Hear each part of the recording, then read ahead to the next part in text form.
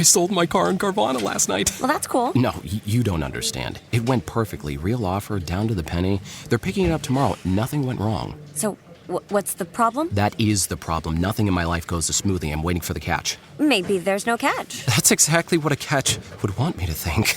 Wow, you need to relax. I need to knock on wood. Do we have wood? Is this table wood? I think it's laminate. Okay, yeah, that's good. That's close enough. Car selling without a catch. Sell your car today on Carvana. Pickup fees may apply.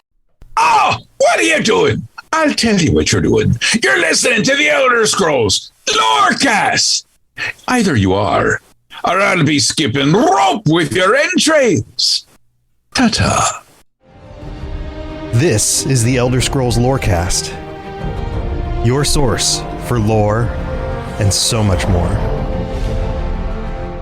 Adventurers, welcome back to the Elder Scrolls Lorecast. This is Tom and Lotus. We're here to talk about the big news, the reason why everybody's buzzing about going back and playing Elder Scrolls Online again, and all the little details, and specifically the things that Lotus and I are most interested in. And if you've been listening to the show for any amount of time, you know that Lotus and I play Elder Scrolls Online very differently. I'm more of a solo player. I'm in it for the stories. I like discovering things on my own. And Lotus likes to do a lot of the endgame content, the challenges, and those kinds of things. And so I'm feeling a lot of our audience kind of falls somewhere between both of us. And so we're going to break down all the stuff that is available right now. I logged in today. Lotus, I don't know if you've had time after work to log in, but man, there's so much to do now and so much that's coming. Did you get a chance? Yeah. So I've been able to just kind of get on, but not do too much with it. Just kind of explore the tome thing and stuff, which just to throw out right at the gate, I was telling you, there's always those little nitpicky details that people are like, oh man, it's just this one thing irritates me. Well, I just have the exact opposite of that. There is one thing cosmetic, but it feels so much like an Elder Scrolls thing. It's something I've ranted about before. The tomes are literally like your quote unquote season pass thing. Yeah. The UI to it is an ancient, like crumpled pages of a book.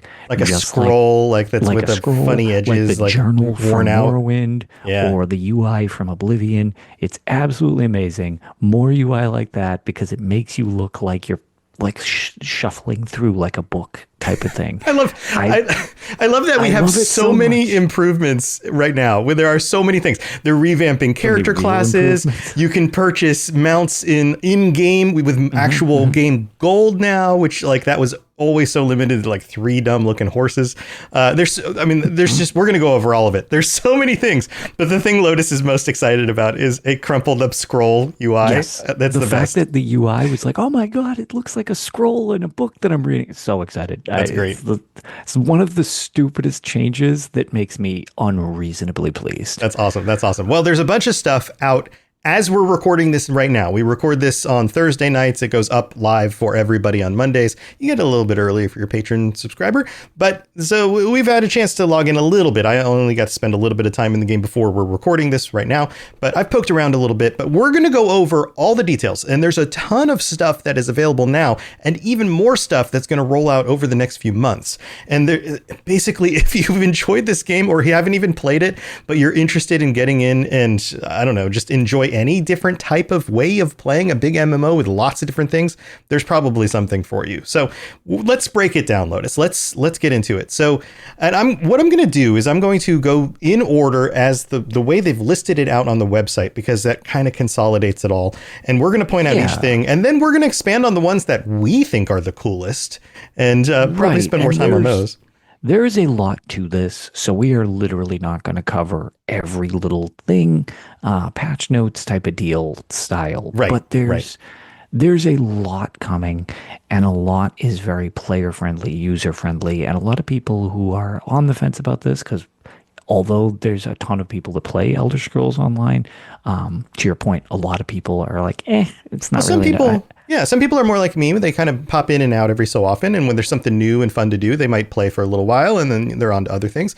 And other people, I know there are people who listen to the show who are big fans of Skyrim or Oblivion or Morrowind, who just don't really play Elder Scrolls Online, and maybe there's something in here that'll pique their interest. Well, So- and to that point, it's like some people aren't really MMO people, myself included. I happen to just get hooked on this game specifically because of the world it takes place in, but it's like normally this is not my type of thing. Right. And I play it like it's a single player game most of the time. And and speaking of that, we have a guild. In fact, this might be a really fun opportunity to get a bunch of people back online who are already in the guild, and new people. You can go to the Discord, check for the notes, and there's a link to the Discord, and you can just join us. Platforms. Yeah. So, okay. So let's get into it. We've done enough introduction. Here we go. The actual article on the website says, with the move to seasons, all new gameplay features, improvements, and additions are completely free for all ESO players with no additional purchases required. So this isn't like what they used to do where you would buy a new expansion for the year, you'd get a new zone and a bunch of new stuff, but you had to buy it to get into it. This isn't like that at all. It goes on and says, Season Zero's launch also includes the game's first Tamriel Tome and the Tome of Dawn and Dusk. Now, this is Season Zero that just launched today. So if you're listening to this or you're with us in the live stream, it's available right now. Note that not all of Season Zero's features will be active at launch, as many highlights will arrive at different times during the season. Here's a full timeline of what is coming as part of Season Zero. All right, so let's break it down. As of today, now live, Dragon Knight class and two-handed skill line refresh. I've heard a lot of positivity from people who play the Dragon Knight class and use those skills. Have you dug into this at all, Lotus? That is my main character, actually, is the Dragon Knight. And I do like a lot of the changes. And one of the things that I haven't done extensive testing with, but I do know that if you do like doing end game stuff, you get a nice big damage boost as this class. The most important detail is which more makes damage. me very happy. I just got to actually mess around with it so that I can do something with that. But no, supposedly it handles really better. The new animations look very cool. It looks like, I haven't played it. I haven't played it, but it looks like there's like more of an impact. Like you've got like the animations are better, but they feel more punchy. Or at least they look more weight punchy to them. It feels like. Yeah. So that's cool. So Dragon Knight class, two-handed skill line. I play a Nightblade most of the time. I have multiple characters, but I haven't played my Dragon Knight in a very long time. So I'm not sure if I would even recognize all the details what the about changes would be. Specifically what's different. But I like the idea that they're addressing. This is something you and I talked about years ago about how this would be one of the big improvements, and they're working on it, and they're going to work through all the different skill lines, all the different classes, or at least all the class skill lines, I guess would probably be the most accurate way of saying it. But they're doing two-handed too, so they might be improving a lot of the other weapon skill lines, and we're just going to have to see how that plays out. They're going to steadily get through everything. It's definitely going to be like a work in progress for quite a while, but at the same time, that's fine if they do it correctly, which it seems like that's what they're trying to do. Right. So next on the list on the main website on this main article is Update 49 Player Experience Improvements. That's a very, very short one single sentence that actually means a ton of stuff. And let's break that down. So I've got in fact, during the announcement, if you didn't catch the announcement, there were so many details that I couldn't keep them all in my head. There's just too many different things. So here, let's break it down. Like I mentioned at the beginning, mounts for gold. You can go to different stable masters across Tamriel, and they all have different types of mounts. In fact, today I was in Vardenfell. I was in Vivec City, the little portal, and I went up to the mount guy over there. And sure enough, you can get one of those weird bug mounts at the guy. You can, I think it was like 25,000 gold or something like that. Or no, the regular ones were 25,000. That one was 100. Maybe? Yes, I think it's like 100 something. Yeah. So these are at the different locations. You don't just go to one place. You actually have to go to basically the homeland, quote unquote, of the mounts. Yeah, but it makes sense. It makes sense that they would be selling mounts designed around what people would be using in that area. So yeah, exactly. Yeah. But no, that is that's a great improvement, because a lot of this stuff people would complain, it's like, oh, it's only in the store, and I totally get that. A lot of this has been filtered in so that you can buy more than just one of 3 generic horses for gold, in-game currency. In-game that you gold. can earn. Yeah. In-game gold, which is great. I know that's making a lot of people happy, and it just gives you more variety of things you can ride around. And more things to collect with your money, with your in-game money. Correct. It's a great thing called a gold sink, which if you don't play MMOs, it's just basically to filter down inflation a bit, because some of us have too much money. Yes, yes. All right. So next on the list, respect skills and attributes in UI. Reduce friction and allow players to experiment on builds for free. So you don't have to spend all that extra money or resources or whatever in All order the to money respec. you don't spend there, you can now buy mounts with. Yeah, right. So, and that's fun because every so often I get on a kick and I'm like, oh, I'm going to tweak a bunch of my stuff. But it used to take an investment. But now you can just play with different builds, and that's great. Yes, this just seems like it encourages experimentation, which I think is good. Yes, it doesn't lock you in, and you don't feel like you have to commit to something just because you've already been using it. Right. And with their whole play your way type of mentality that they've been going harder and harder into with subclassing and stuff like that, this really kind of goes along with that because it's like, okay, well, we're not going to punish you for trying to experiment now, which is great. Perfect. Love that. And now they've got something for people who really love the homes and the furnishing and that kind of stuff. Increased furnishing limits, new tiers, increased limits on all non-notables. ESO Plus users get extra. It's something like 50 extra furnisher slots, and ESO Plus users get like 100. Yes, they've managed to diversify. It's not all of the houses, but a lot of the houses have like expanded room because people like to decorate their house. But it's like when you get really elaborate and you're building structures, it can get kind of tricky to keep it within the boundaries. Even as is, I have mounted all of the trial and dungeon bosses' heads on the guild wall when you go into the PlayStation Guild Hall. And we actually have more heads to mount on the wall from all the dungeons and trials that we've completed than we ran out of space on the wall. It literally cannot process more. So now I can hopefully jam more things on the wall. More heads, wall of heads. Yeah, more heads. Yeah. So then also Vampire Werewolf Cures, removed from the Crown Store, added quest starter for Vampire Werewolf. Cures will be 0 crowns, increased number of in-world NPCs and shrines. This is something people used to complain about. They were like, why don't they just make this free? So this is the thing, which I will say is very much listening to feedback. I actually didn't have a huge problem with this. This was available in game for free. But you had to go find it. You had to go do it. You had to. You did. It's a quest line and stuff like that, and that's fine. But I was kind of indifferent to it. But I understood that people's problem was this was in the Crown Store, and it basically, unless you knew about that, it made it seem like you had to pay for it. So it was very uninviting and felt predatory toward new players, which was the big complaint, which I was like, oh, okay. Yeah. I'm kind of like, well, if people did a little research, they'd know that it was in there. But removing that kind of was like, it struck me more as a good faith thing because it had been asked for. Well, it's a huge bummer. It's a huge bummer if you're a new player and you're like, oh, I don't want to be a vampire. I tried it. I don't like it. And then you see it for sale and you're like, well, I guess this is the only way to cure myself. I guess this is how I cure it. And it's and then later on you find out it's not. And then you're like, oh, and it's like, cool, I spent my money $15 because of that, because it was comically expensive too. Right. I was like, what the heck is this? Right. So no, it just seems it just all around better that was taken out. Yep. Next up, upgrade bag in UI, reduce friction and better inform player. Do you know what this one means? I'm not. Yes, the bag space. Sure. You have a maximum bag space. They don't do weight in Elder Scrolls Online. They do slots. It's more of like a Diablo style collection thing. You can upgrade the. Okay, yes. You can upgrade it in your inventory. I did see this today. Going to town to find the bag merchant who will stitch you a bigger bag. You can just buy it in the inventory now instead of having to find these merchants in towns. The prices are lower now, right?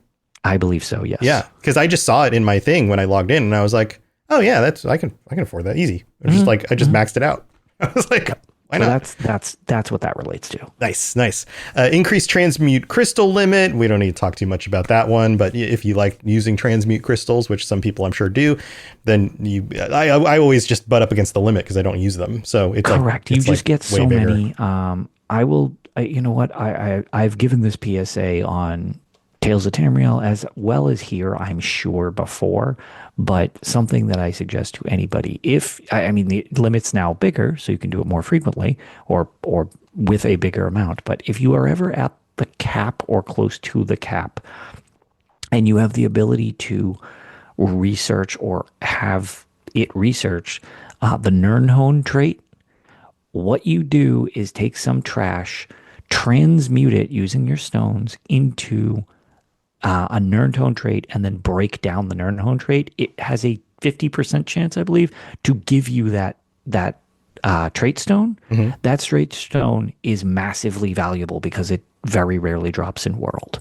So it's a good way of getting those available for you. Okay. Yeah. It's if you then go and sell them, I think the last time I did it, I made like 187,000 gold.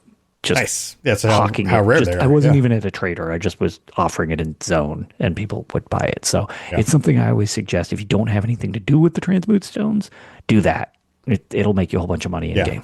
Yeah, cool. All right, man, we're gonna keep this going because I was we gonna got say, there's so a many lot things to to get over. cover. So some of these we don't need to talk about too much, like mimic stones and lot, I'd outfit say. tokens no longer sold individually for crowns. That's nice. Yep, it's fine. Same kind of like better for the player kind of thing. They cleaned up the store with a lot less. Yes. I don't want to say junk, but junk. Yeah, I noticed that too because I like to go through the store and see what there is, and there was definitely more of the things I was interested in, less of the things I was like, I'm never going to buy this. Correct. Bag and bank cost reduction, kind of like expanding your own player thing. That is way less. I popped in the bank, checked that out today. Yeah. Guild trader listings, restore 30-day listing window. Yeah, So, they went to 2 weeks and that did not go over well. They're back to a month. Cool. Hide X, now able to hide chest, waist, legs, hands, and feet. So you can control more about how your character looks and what things show up on you. That's great. That's awesome. Zone guide improvements, choose what to track versus just what's in order. So the zone guide is something added a few years back, and I've used it to clear out through some of the things in some of the zones I didn't finish. It's actually pretty helpful. Yeah, but like it felt kind of random. Like if you'd finished like, I don't know, 60%, 70% of the zone, and you're just like, okay, what's the next thing? Sometimes it'd be like, okay, now go all the way to the other side of the zone and do this thing. And it's like, well, what about the ones nearby? Can I just do those? Yeah, so that helps. Longer antiquities lead times, increased duration for higher difficulties. ESO plus timers doubled. So that's is nice. just I'm not going to go into why that's one of the best changes they've done, but that is a very anti-predatory change, which we've talked about on Tales many times. That is just very player friendly on a system that I felt was trying to strong arm people into buying a specific DLC. Yeah, so that is a huge step in the right direction. Yeah, the times that I've played with antiquities, oftentimes I'll be just doing other things and want to pop up, and I'm like, okay. Well, now I have to make this a focus because I don't want it to the timer to run out. Right? Correct. And really that was kind of like a nudge toward, well, buy the DLC that relates to it. Yeah. Before it runs out. So I love that change. That's fantastic for the player. Yep. Quicker crafting research. I noticed this today too because I had a bunch of stuff in my inventory, so I went. That's why I was in Vivek City, and I like to use those crafters over there because I like the little loop that you can do through them all. And I was like, I found 2 different things that I'd never researched before. I was like, yeah, let's do them, and I was like, oh wow, that's faster than it used to be. So that's nice. That's another. If you're a budding crafter, that's going to be awesome. Yeah. I've got most of them, but there's a few that just never have dropped. And I'm just like, why can't I find this? Why can't I find this one thing that I specifically want? Yeah, it's just a very, very short list. And I had 2 of them off my list all of a sudden for having played many, many different times over like I play, I'll jump in for like a few weeks and then I jump out and I jump in for a few weeks. But like most of the time it's like, why aren't the ones dropping that I need? But they dropped. So that's nice. Treasure maps reworked to improve user experience. I don't know the details specifically about this one. I haven't checked this one out. Are you up on this? Why did I lose track of that one when you read it? It's the bottom middle one in the big list I'm looking at. So treasure maps reworked to improve user experience. So that's why I was going to say, it's essentially stackable. They stack as far as I know. Oh, that's right. Yeah. I remember that now. Sorry. I was like, there were a few things that were talked about with treasure map, but as far as I know, they're stackable. I have not tried it yet. So yeah, I remember if you had multiple of the same map, you'd have to go to that location and it would count for one of them. Correct. Then you'd have to leave and come back for it to like respawn for you, so you could collect another one there. So that was even surveys. You could only have one of the maps in your bank, one on your person, and then if you had one in a box, you could have one. But otherwise, it would literally say you can't have more than one of this item, and it's just like. Okay, sure. So now you can have a bunch of them, is my understanding. Right. That's nice. That's nice. Faster mount training. This is something I felt like they needed to do for years because, man, you start a new character and the mounts are not trained up, and it's like, oh yes, my now god, you it can do takes forever. 3 mount trainings at a time, so it's literally thrice as fast. 3 times faster mount training. That's really nice. That's a huge improvement. Yeah, if you play for just, regularly for a fairly short period of time and just make sure to go to the mount trainer every day. The first time that you're playing, it doesn't really bother me because it's kind of like the experience of going through with your character. But like, dude, by the time you're on like an alt or your 20th alt, it's like, okay, I'm overtraining my mount. It just gets old. Yeah, and the base level mounts without the upgrades for speed are super You can slow. literally run as fast as. Yes, yeah, it's rough. So that's a nice improvement. No, it's a very new player friendly for sure, or alt player friendly. Yeah, also alt player friendly. Account wide outfit slots. Account wide. That is a huge. Man, so many of these are just such great quality of life thing. That is such a money saver for people who are buying all these outfits. It's just great. It's literally no negatives to that. That's awesome. Yes. Appearance tied to character is the other little detail there. Yep. Guild name repping. Players can show their guild name without wearing a tabard. That's super nice because that's awesome. Yeah. Because if you make a really cool costume that you're proud of, and then you have to put the tabard over it, nobody sees your costume if you're repping your guild. It's a little weird. So now you can just, if you want the tabards do kind of look cool, but if you have cool armor and you want to show that off and you don't want the tabard, but you want to rep your guild, that's a nice change. Yeah. Well, here's the thing is games like ESO make the majority of their money off of cosmetics. Yes. And if you're spending all of that time playing the game or signing up for ESO Plus and getting the loot boxes and getting the cosmetics that you wanted or whatever, and then to just cover them all up because you're doing a guild thing, like, it's a weird choice. It is a weird choice. So that is really nice. And then the last thing on this list, and again, all of these are live now, back bar experience. Both bars earn experience equally. So if you're not familiar with ESO, you've got your front bar and you got your back bar, and you can put different abilities on the front bar, different abilities on the back bar. But if you primarily are not in a dungeon or a raid where you're really min-maxing you're just killing some overland stuff and just hitting a few buttons and they die pretty quick, then you may never even switch to the back bar. Then it doesn't get experience. Yes. And there was a big thing that they had this discussion on Red Diamond about this, was the fact that it's just like when you're finishing your random dungeon, which gives you like a huge bonus experience at the end of completion of the dungeon, if you don't plan and flip your bar to your back bar for that huge experience dump, it all goes to your front bar experience. Yeah. And Bob, I think it was like, dude, I never remember that. I remember after I get the experience dump and then switch. And he's like, and it's too late. So now it takes that whoops out of the equation. That's nice too. Yeah. Yeah. So that's the big list of update 49 improvements, but there's more. There's still other things that are currently available. The Gold Coast Bazaar in-game rewards store. How do you feel about this one, Lotus? This, again, it's more stuff for people to earn in game as opposed to spend money on. And it's also, it seems a little awkward to start with because of the trade bar system and all this stuff. But it seems like just a straight better system than the ticket system, which had a cap of 12. So you need to make sure to be consistently spending them. And if there's nothing you wanted to spend them on in this event, blah, blah, blah. It basically makes all these events and doing your tomes provide you this in-game trade bar currency that you can just use to buy stuff that normally would cost you real world money. And now you don't have to. Like, you can just get it from playing the game and doing stuff. And again, just super user friendly. And a lot of people like crown crates and stuff like that. Those are going to be like purchasable in this whole area with these things. It's like, this is basically earnable real world currency in game that you would normally have to pay for. So it's just great because then it's an option whether you buy it or not. Yeah. Anytime they reward you for just doing the things in the game that you would naturally want to do, it just feels good. Like that feels better, because in the real world, you've got like, for a lot of us, you have like your job, and that's the thing you have to do. And then you have like your hobbies, and those are the things you want to do on your own. And it's really nice when you can turn your hobbies into something that also, like, I'm a full-time podcaster. I've been doing this for years. That's real nice when the thing I would normally just want to do for fun also helps pay the bills. I was going to say, this is the best thing about my hobby is it became something that I was like, oh my God, this is like amazing. Now it's just a hobby. And also I can justify spending time on it when I'm short on time because it's like, Right. it's more yeah. than just a hobby. Yeah. So. And when I log in today, it's like, well, I probably would have played the game anyway, but now I have even more reason to do so because I'm going to talk about it on the podcast. Right. Yeah. So the last thing that is now live is the Tamriel Tomes, which you talked about with the better UI update earlier. Yeah, it's amazing. Yeah. So this is Just open their the book for the sake of it. just open it up. It looks very different than a lot of the other UI on the screen. It absolutely stands out.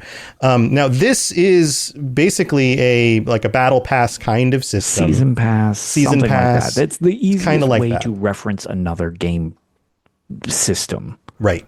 And there are a whole bunch of free things you can get, and you can tab to the right and you can see all the other things as you collect more and more money or whatever the currency is for it. I forget what it's called. And then you can upgrade it. Tome points. Tome points. That's easy enough. It's always weird to me when people use different names for currencies. Sometimes when it's too easy, you don't think of it. Right. It's like, is this gold? Is it money? Is it like, what is it called? Yeah. So tome points. And so you can choose which things you unlock as you go through the system. And there's even fancier stuff if you decide to subscribe and pay a little bit extra in order to get like the bigger tiers.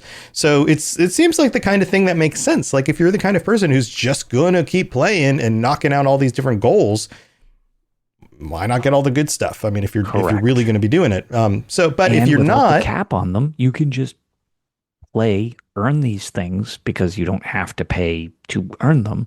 Save them for one of the seasons that does have stuff you want. Because again, they removed the cap, so you don't have this artificial ceiling that blocks you, and you can hoard them if you want. And then when it's like, oh my God, these are really cool, I love these, then you can spend all your hoarded tome points on that stuff.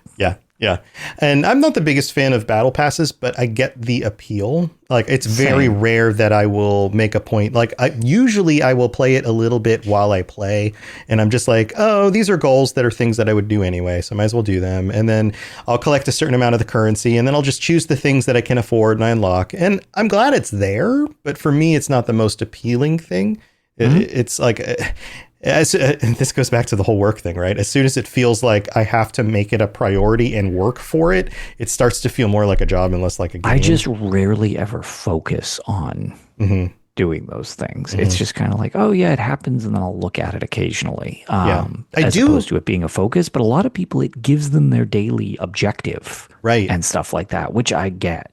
Right. I do appreciate sometimes. And this is one of the things, and I think there are other people who feel this as well, is that often when you're given too many options, when you have like no set path, when you can do anything you want, it's just overwhelming. And in MMOs, and these are huge worlds with all sorts of different things you can do. And sometimes you log in and you look around and you're like, I don't even know what I want to do. So having something that says, hey, go find a treasure map. And I'm like, okay, yeah, I'll go do that. Well, I guess I could. Yeah, I could go find a treasure map. Yeah, go do a dungeon. Okay, yeah, I could. Yeah, dungeons are fun. I'll go do a dungeon. And then it's like, okay, thank you for the suggestion. Now I have a focus. Right. Yes, so exactly. I do appreciate. So that. I totally get that as well. Like it doesn't need to be for me specifically for me to understand why I like it. Right. Yes, and that's the thing here is that there are so many different things that are being changed and upgraded. Like I said earlier, that even if just a few of them resonate with you, hey, that's great, because MMOs are built for people who play lots of different ways. Yes. Like we all don't do everything in the MMO. I'm sure somebody does everything in an MMO, but most of the players sheepishly looks down have a list of things that they prefer to do, and those are the things they focus on the most. So, all right, so let's talk about upcoming features to Season 0. These are things that are not available right now, but will be part of Season 0, so are coming very soon, like the Night Market Event Zone, which comes out in at the end of the month, April 29th through June 17th. That's the duration of the season from that point forward. And the Night Market is like a whole new thing. It's a big PvP battle thing. Like, I'm sure you can describe it better than I can. No, I mean, it is. It's like a PvE thing where it's got like all sorts of like, it's pretty new to the game. I don't know. It's almost like the old like idea. This is going way back, so without getting too far down the rabbit hole here, but like they used to have a thing that they were advertising as adventure zones, which was like Craglorn type of thing. Right. But Craglorn's changed so much from how it was originally implemented. Many people might not even realize how different it is now. But it's higher level difficulty, but designed around doing it with friends. Not that you can't do it yourself, but it's better with friends. So that it's like, oh, it's not a traditional queue up for a dungeon, but it's like a 4-player thing. And then here's like a 12-player thing. And there's like a boss at the end and all this stuff. And it's just like, it's a reason to play the MMO with other people, which sounds really cool. And some of the instances, I believe, get up to 36 players. They can get pretty big. Yeah. So I said PvP, I meant PvE. I knew you did. So it seems like the kind of thing like you can go in with a pre-made group, but you can also just kind of go in and like lump yourself up with the other people who are running around doing stuff. Right. Yeah, I was going to say you can just group up. A lot of times in Zone, it was a big thing that happened with Necrom.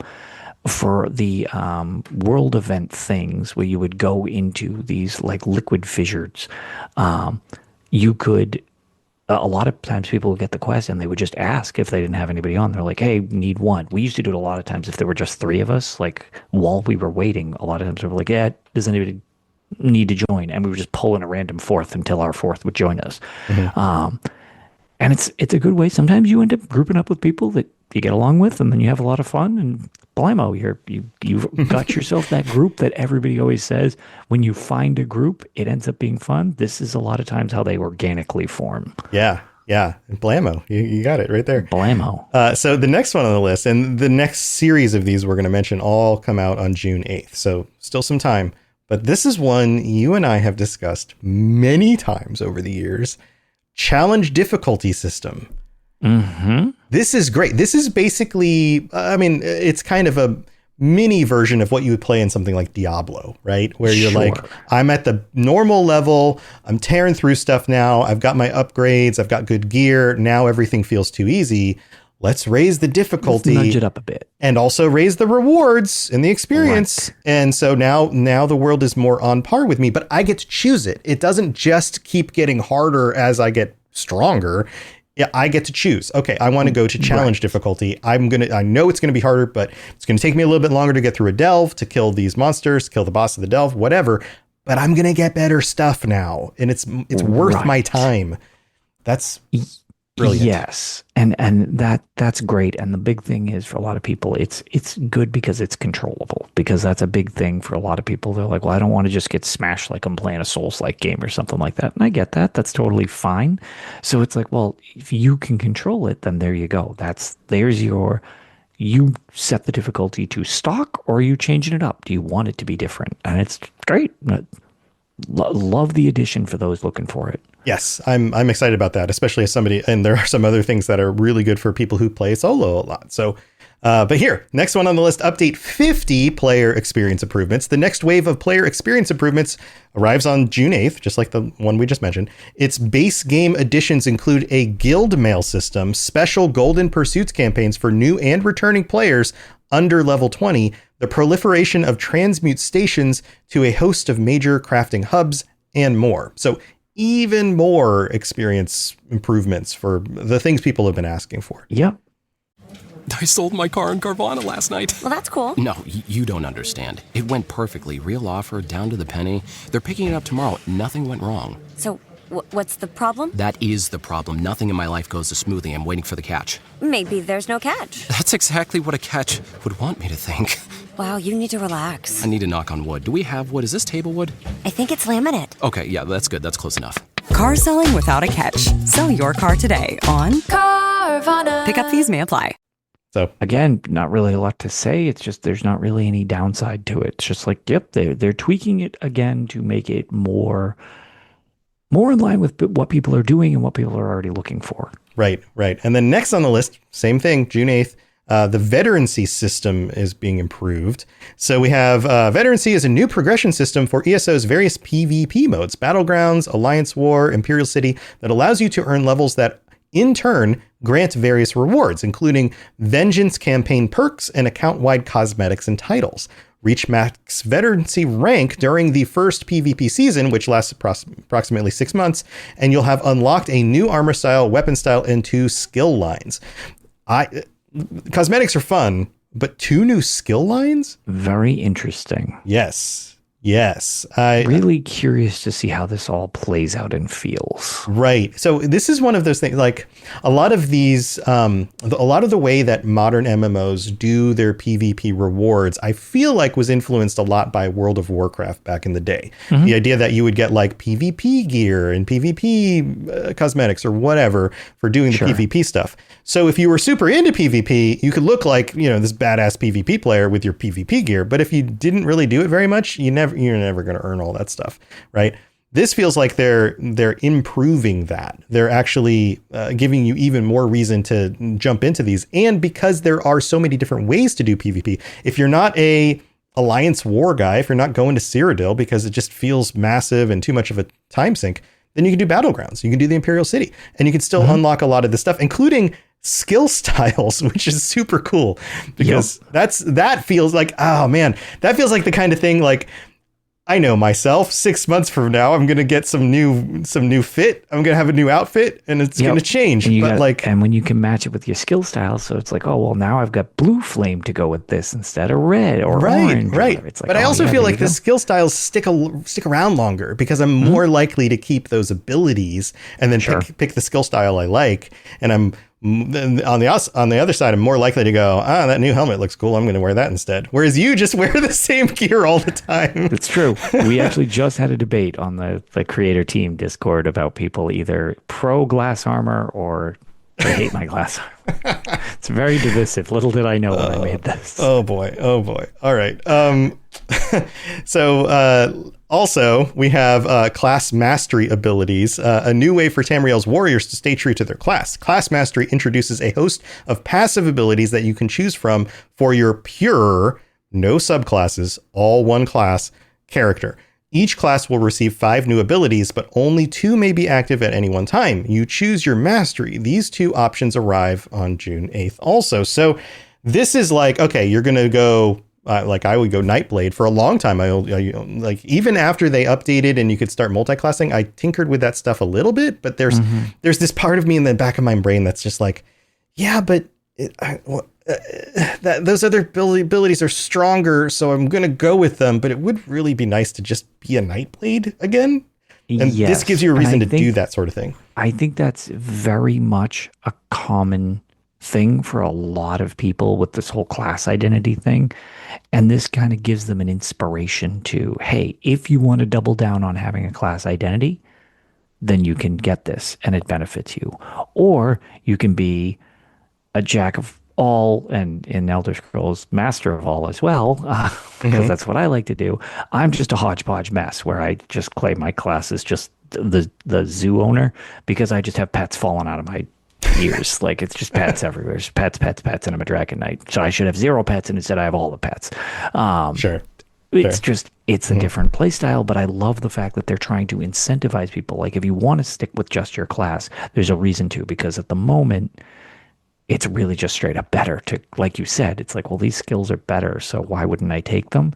Right. This is kind of neutralizing it a bit. So it's like, well, no, now it's becoming more of a choice rather than I have to do this to be competitive. Yeah. And that's one of the things that we speculated about when they added the whole multi-classing kind of thing was that, and it is what happened initially, is that people were like, oh, well, these 2 builds are now the meta builds, and these are because they're just the most powerful abilities, so everyone should use them.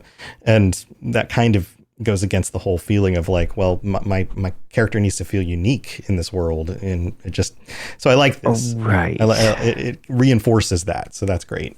Yes, 100%. All right, one more. Or actually, I think there's probably a few others here that we can go deeper into if you want to. But there's also the Werewolf skill line refresh. The combat refresh team continues their work via a series of tweaks, fixes, and improvements to the Werewolf skill line's abilities, animations, VFX, and sound. These additions These additions include a unique werewolf model if your character is female. So now you get a lady wolf.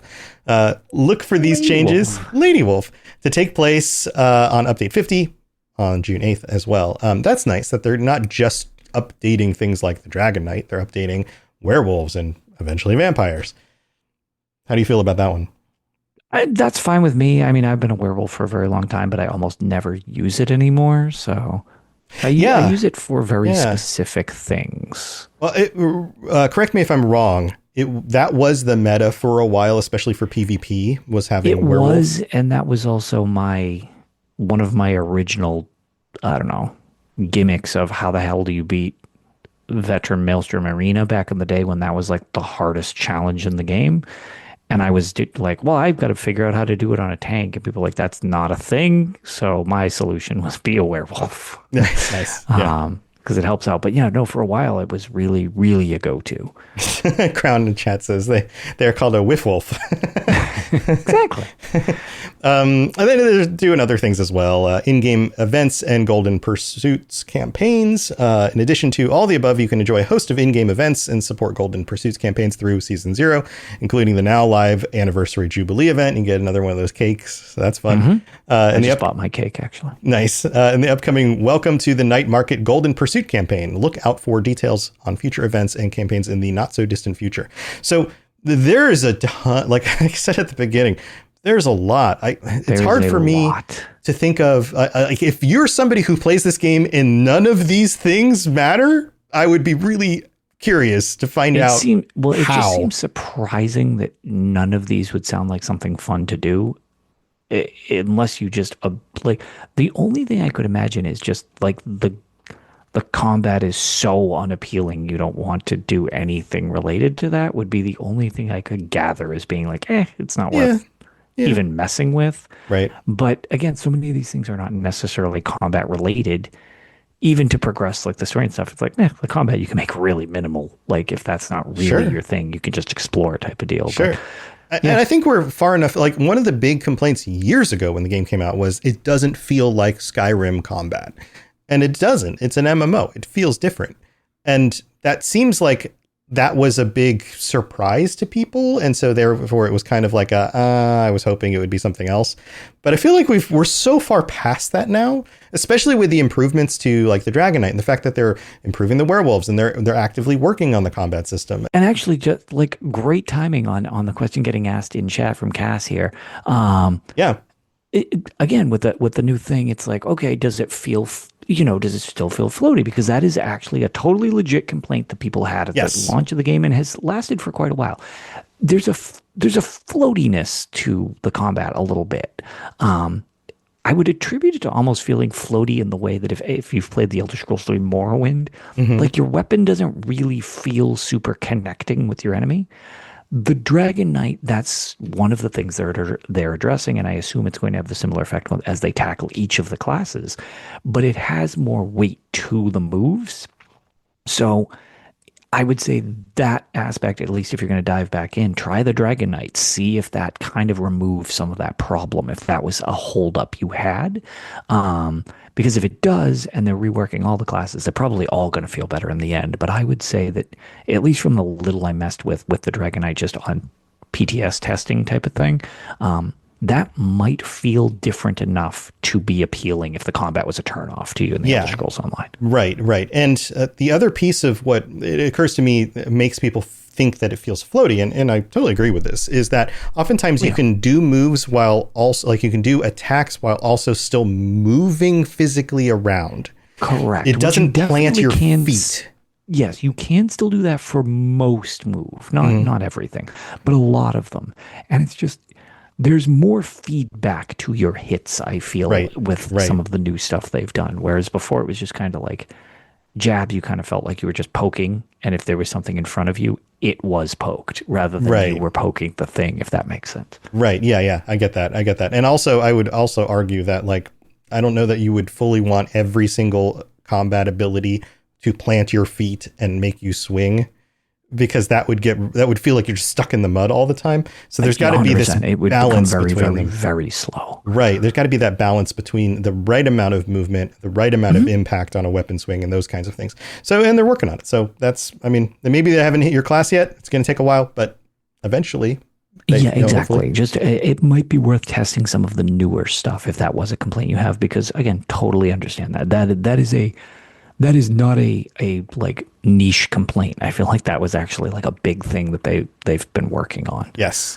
And I, with my Nightblade, primarily use bow skills. I use a lot of bow skills and a little bit of magic, and very I use the finishing move where you stab a guy, but even that feels okay to me at this point. Like there's something about that where it, like maybe it's the sound effect of the ka-chink when you the squish, the ka-chink when you get in there and you know do your like finishing stab thing. I don't know, something about that works, and it was something that I had to figure out by trying different abilities and kind of fitting them together. So there you go.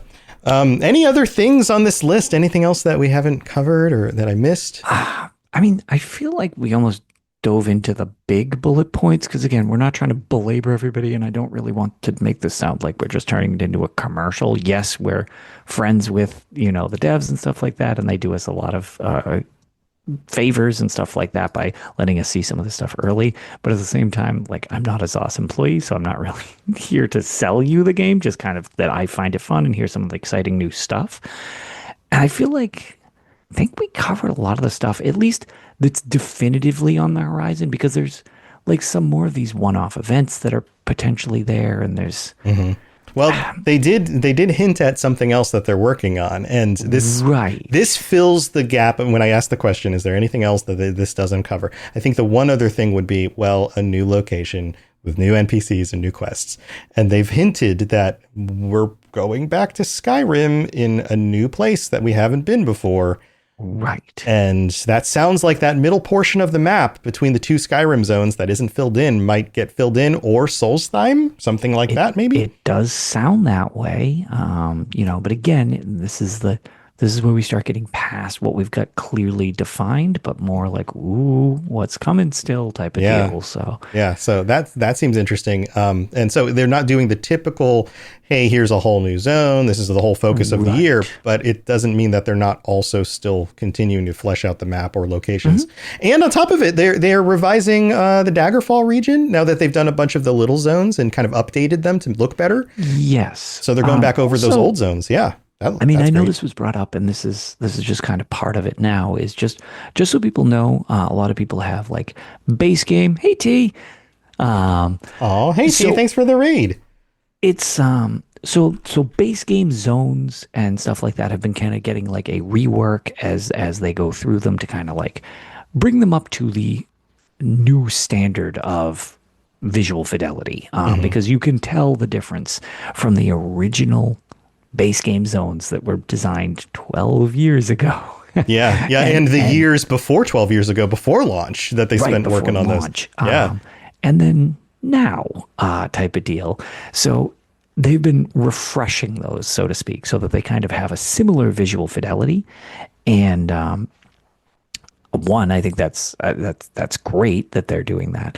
But as another effect, if you're jumping into Elder Scrolls Online for the first time or played originally and are coming back, they have added a lot more to what's considered base game. So if you just buy the game, you now end up getting the Thieves Guild, the Dark Brotherhood,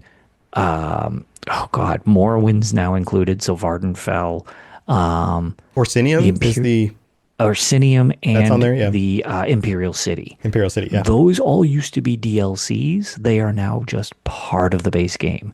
Which is super great for people who really liked the Dark Brotherhood and say Skyrim. And maybe that was a reason why you didn't try out ESO, is because you're like, I can't do Dark Brotherhood stuff.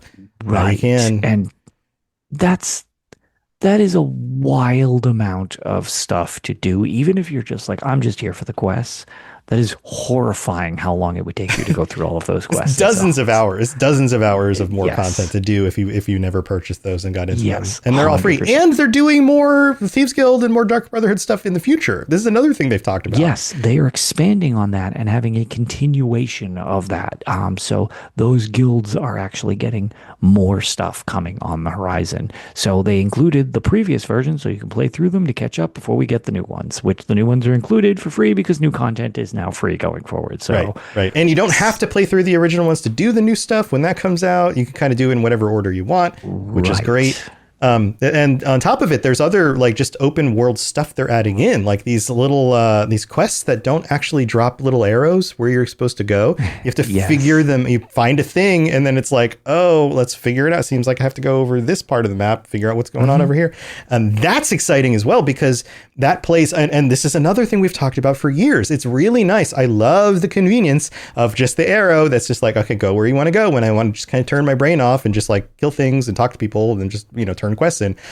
But sometimes I want a little bit more of a challenge. It's nice to have a puzzle that isn't just like push the buttons in a certain order. It's figure out what's going on. What's on the bottom of this claw? Right. Yeah. Figure out what's going on. Figure out who to talk to, and then follow the trail, and just and it legitimately feels like you're actually discovering something rather than just following a bunch of prompts.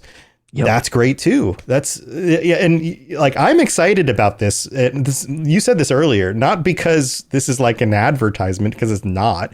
This is legitimately things that you and I have discussed for years that are now being implemented in the game. And like I said, it was up today. Last night I went to bed and I was like, oh, I can't play it. I gotta wait till I get up tomorrow to play the game. And sure enough, updated the game, loaded back in, checked out a bunch of stuff.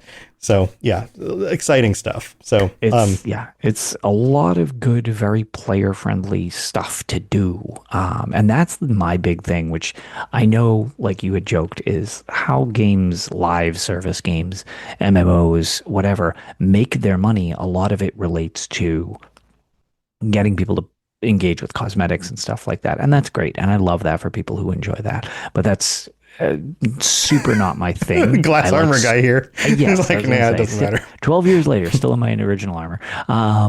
My thing is I like stuff to do, and this is a lot of stuff to do. So it's just like a lot of times the trick is get people to hang out in the world and play it, and then they'll spend money on stuff. But if they don't have anything to do, they can only buy things so much because then otherwise they're not playing the game. This being so much stuff to do is like the best of both worlds because it's keeping people around, and then they might actually engage with all that, purchasable stuff from a business aspect. And then you've got people like me that are like, oh boy, look at all this crap I can run around and do now. This is awesome. So it's really just, it seems like with some of the shift in leadership, not, that they're trying to mix up the formula to make it feel fresh because the game is 12 years old. Like it can fall into patterns of being predictable. And they mentioned that it had fallen into a pattern of feeling predictable and they wanted to change that. And based on this, it seems like they were serious. They are actually trying to make it feel different and engaging again so that people are excited about stuff and don't just quote unquote know what's coming next. Yeah, I feel like one of the concerns when they mentioned that earlier was, oh, well, they must be letting go of employees, and so they're going to dial back the amount of things that they're adding. For sure, and I 100% kind of had that worry too. Right. Because Microsoft had kind of gone trigger happy with the whole firing thing. So right, and the number of things that we've even gone over just in this episode and have not covered everything in depth is staggering. In fact, watching the reveal earlier this week, by the end of it, I was just, like I mentioned earlier, I was just like, there's so many things there. I can't remember them all. Correct. And it's like, okay, well, let's just highlight what we can highlight so that, we can give people a taste of it going forward, but not turn this into a Tales of Tamriel episode where 3.5 hours later, we're still going type of deal. Right. So definitely check out Tales of Tamriel if you want an even more in-depth. Yeah, this is not that format. Yeah. But, Lotus, this has been super fun. We're going to take a quick break because we've got our patrons to thank, but we also have the random UESP page. So don't go anywhere. We will be right back. You're listening to the Elder Scrolls Lorecast, dear child of cities. That is why the Night Mother loves you. All right, it's time to catch up on our newest patrons. Welcome to Gus Will Get It Done, Victor K, Ven, Kenny K, and Ian T. welcome to the Patreon. Patreon.com/Elder Scrolls Lorecast if you'd like to help support the show, keep it going, but also get really cool stuff. Join us for patron chats, ad-free episodes, all sorts of things. And we have to shout out every week our Daedric Princes, Kirasi, Blinding Vision, Hersine, Peter R., Austin B., and Mintaka. Thank you for your continued support as well. Also, Lotus, we got a new review on Apple Podcasts. So if you leave Fun, one of the ones with words. Yeah, with words. If you leave a 5-star review with words on Apple, we'll read it out. And you don't have to listen to the show on Apple. I know most of our listeners are on Spotify. You can leave a nice comment on there if you'd like. But also, if you leave a review on Apple, those get disseminated across the internet through, you know, the magic of Google or whatever. So a lot of people end up seeing them in places other than Apple. So they're very valuable. But this is from Elizabeth the Witch, who says, Tom and Lotus are awesome. I actually just recently discovered you guys existed. And as a longtime TES fan, I was ecstatic to see y'all are still producing content and have so many episodes. I'm about 40 episodes in after listening for a few weeks and can say this is my favorite podcast. I love the discussion-based style, the positive energy between Tom and Lotus. And as a philosophy major myself, I love Tom's incorporation of real world myth, religion, philosophy, and how TES draws from that. Fantastic. Love y'all's podcast. Please keep it up. P.S. I'm a big believer in 2027 for TES 6. Am I smoking hopium or do y'all agree? Yeah, I think I'm on board for, I think it's going to be fall of next year would be my guess. I think you're all crazy, and I hope that I'm wrong. Well, there you go. Thank you for taking the time to leave that review, Elizabeth the Witch. All right, time for our random page. And this is one that is interesting because I don't think I've ever gotten a Daedric Prince on the random page button. Ooh. It's specifically Malakath from Daggerfall on the random page. And all right, sure. It's not the main Malakath page. It's the specific Daggerfall Malakath page. Yes. Okay. Yes. All right. Yeah, Malakath is a Daedric Prince. His summoning day is Frostfall 8th, and associated artifact is Volendrung. And it just goes into more details here. And of course, you've got the old timey pixelated animation of him pumping his green fist up in the air like that while holding a big long sword. And there's some concept art and all sorts of things. So Hersine in chat is very offended. Oh, that guy. Yeah, Hersine, that guy. Oh, man. So there you go. That's the random page for this week. Anything else going on, Lotus? Anything else to share before we wrap it up? No. I again, if you're interested in, this might have a much longer format version, but I was actually, the reason I wasn't on last week's Patreon chat was I was actually at PAX East. PAX East was last week, so that's where I was. Yeah. It was a lot of fun. I got to hang out with George from Zero Period Production, or who is Zero Period Productions. Mm-hmm. But a lot of fun. It was a bit crushing. There was 0 Elder Scrolls at the event. Yeah. Not even the board game this year. Oh. There was literally nothing. However, as we've talked about on this show, and I'm going to go into it on Tales when we record this weekend, they had the expansion to Tainted Grail Fall of Avalon there. Yes. That has been brought up a couple times on the show. I got to play the new expansion there. The art style looked awesome. I got to chat with the developers who were there from Poland. Super cool. And now I can definitely say, after really kind of messing with it for a bit, if you're looking for an Elder Scrolls fix, you may want to try this game out. Just be aware if you play it above like normal difficulty. Oh, it gets hard. Man, yeah, it is. Yeah. That combat requires a lot of attention from you. Normal was fine, but I cranked it up because I'm a sicko. And the devs were just kind of laughing because I was like, dude, the dude is beating the crap out of me through block. He's like, yeah, you got to parry, not block. I was like, this sucks. I was like, I'm getting killed. Yeah, the combat, the world, the abilities, the character stuff you can do. Yeah. You can sneak, you can use magic, you can use melee. The new expansion's got a very seafaring, like Davy Jones Locker vibe. Okay. Very, very cool. Yeah, if you go to, recommend checking it out. If you go to Elder Scrolls for that stuff, it does feel very similar to an Elder Scrolls game. If you go to it for like, if you do like, if you like the simulated towns and the people walking around, there's not so much of that. No, it did not seem like that. It's exactly, and that's why I'm like, it's sort of Elder Scrolls adjacent. It might help you get a little fix until we get another mainstream. Oh, also just quick mention.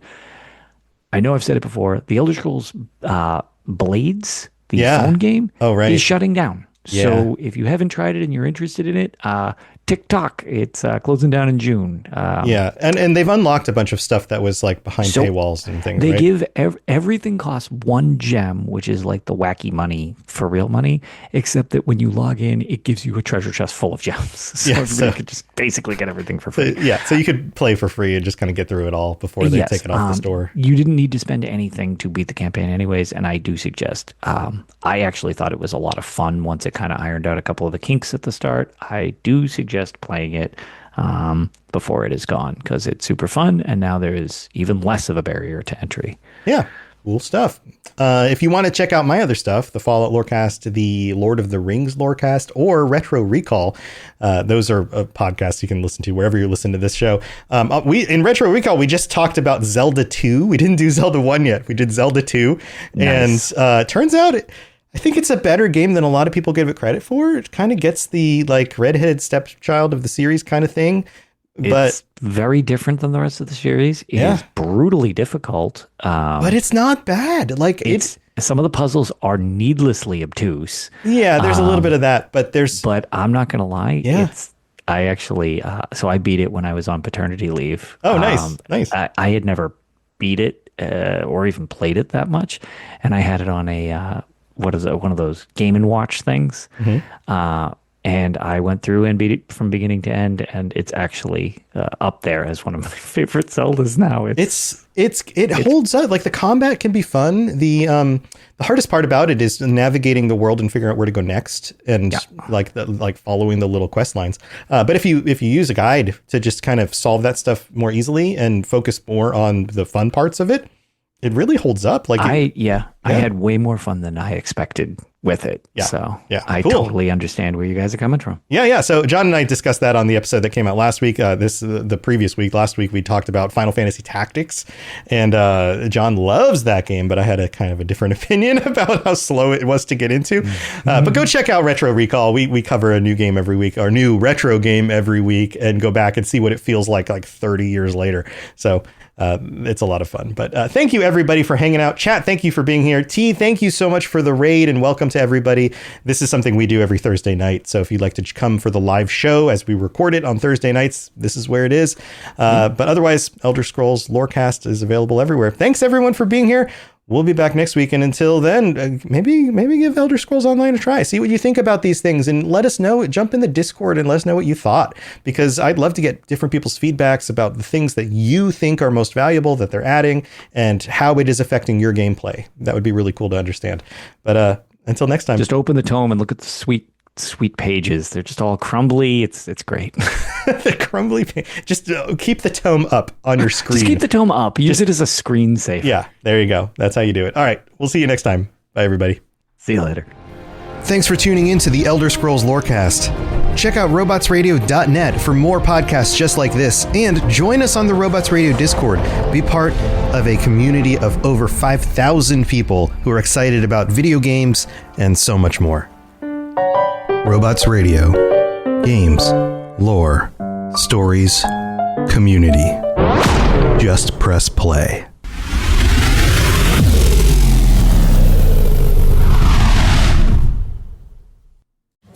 I sold my car in Carvana last night. Well, that's cool. No, you don't understand. It went perfectly. Real offer, down to the penny. They're picking it up tomorrow. Nothing went wrong. So, what's the problem? That is the problem. Nothing in my life goes as smoothly. I'm waiting for the catch. Maybe there's no catch. That's exactly what a catch would want me to think. Wow, you need to relax. I need to knock on wood. Do we have wood? Is this table wood? I think it's laminate. Okay, yeah, that's good. That's close enough. Car selling without a catch. Sell your car today on Carvana. Pickup fees may apply.